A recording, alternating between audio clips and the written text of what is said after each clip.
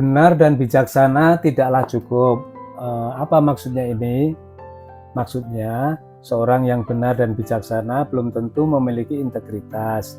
Integritas itu mengacu pada keselarasan antara kata dan perbuatan, serta konsistensi dalam menjalankan nilai-nilai moral dan etis, tidak peduli situasinya. Nah, kan berat itu. Seorang yang bisa bertindak benar dalam situasi tertentu atau membuat keputusan bijak berdasarkan pengetahuan dan pengalaman, namun masih mungkin tidak memiliki integritas jika mereka tidak konsisten menerapkan prinsip moral dan etika mereka dan semua aspek kehidupan mereka. Integritas menuntut konsistensi antara nilai-nilai internal dan tindakan eksternal yang melampaui sekedar kebenaran atau kebijaksanaan dalam situasi tertentu. Contoh bertindak benar atau bijaksana itu seorang misalnya menemukan dompet di jalan dan memutuskan untuk mengembalikannya kepada pemiliknya. Tindakan ini dianggap benar karena mengikuti norma sosial dan etika umum tentang kepemilikan dan kejujuran. Sementara itu, contoh bertindak bijaksana dapat terlihat ketika seseorang dihadapkan pada dilema etis di tempat kerja, seperti mengetahui tentang praktik bisnis yang merugikan lingkungan, memilih untuk berbicara atau mengambil tindakan yang tidak hanya melindungi kepentingan perusahaan jangka pendek, tapi juga mempertimbangkan dampak jangka panjang terhadap lingkungan dan masyarakat. Ini menunjukkan kebijaksanaan. Tindakan ini bijaksana karena melibatkan pertimbangan mendalam tentang konsekuensi dan memprioritaskan kesejahteraan yang lebih luas daripada keuntungan yang segera dirasakan. Alasan lain mengapa bertindak benar dan bijaksana belum tentu berintegritas. Nah, alasannya adalah karena integritas menuntut konsistensi dalam nilai dan prinsip di semua situasi, bukan hanya dalam tindakan yang terlihat benar atau bijaksana. Bertindak benar atau bijaksana bisa dilakukan berdasarkan motivasi yang salah, seperti keinginan untuk dilihat baik oleh orang lain atau untuk menghindari konsekuensi negatif, bukan karena komitmen terhadap prinsip moral.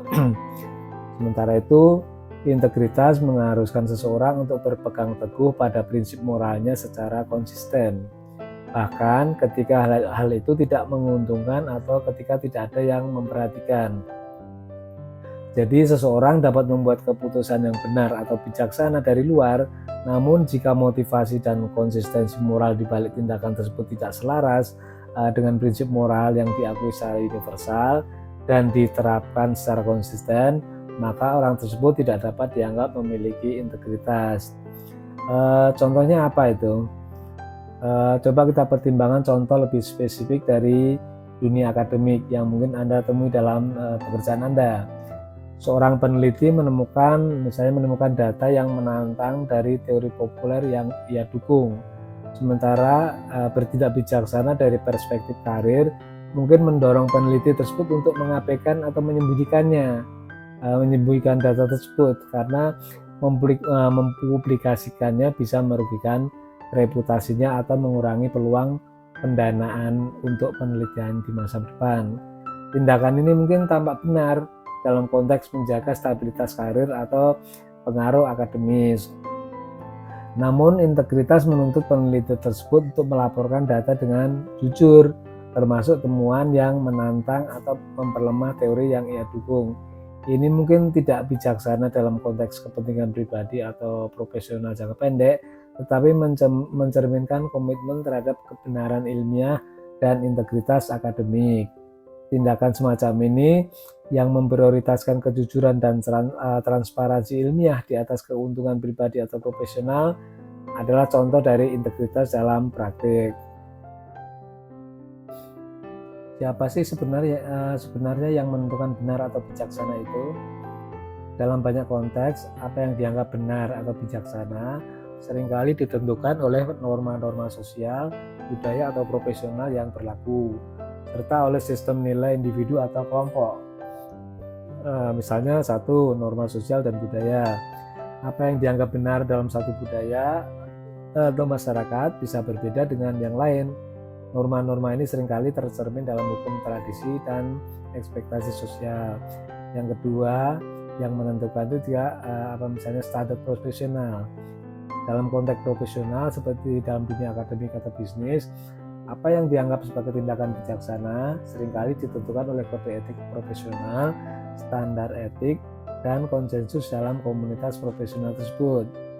Yang ketiga, yang menentukan itu juga sistem nilai individu. Akhirnya apa yang dianggap benar atau bijaksana juga sangat dipengaruhi oleh sistem nilai pribadi seseorang yang bisa dipengaruhi oleh berbagai faktor, termasuk pendidikan, pengalaman hidup, dan keyakinan pribadi. Jadi di sini sebutkan yang menentukan itu ada 3 ya, norma sosial dan budaya, standar profesional, dan sistem nilai individu.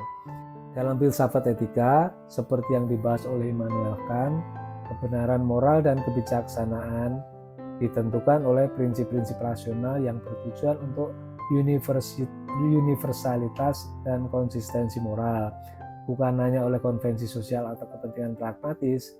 Immanuel Kant menekankan pentingnya bertindak berdasarkan prinsip yang kita ingin menjadi hukum universal, yang mencerminkan komitmen terhadap keadilan, kejujuran, dan integritas moral.